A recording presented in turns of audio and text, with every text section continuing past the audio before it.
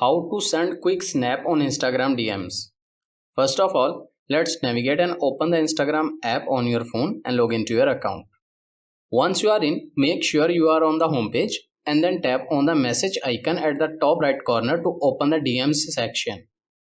Once the Messenger tab opens up on the screen, from here select the chat of the person you want to send the quick snap to. Once the chat is opened, you will see a camera icon on the left side of the message box. Tap on it to open the camera. Now take a photo or record a video by pressing the capture button.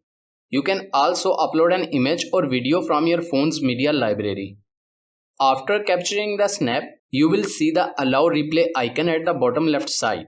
If you tap on that, you will see keep in chat, view once, allow replay. For quick snap, simply select view once to make the message disappear after it's viewed. Then tap send from the bottom right corner to deliver the snap to your selected friend. And that's it. This is how you can easily send a quick snap in Instagram DMs. I hope this video is helpful for you. For more information, please subscribe our YouTube channel and thank you for watching.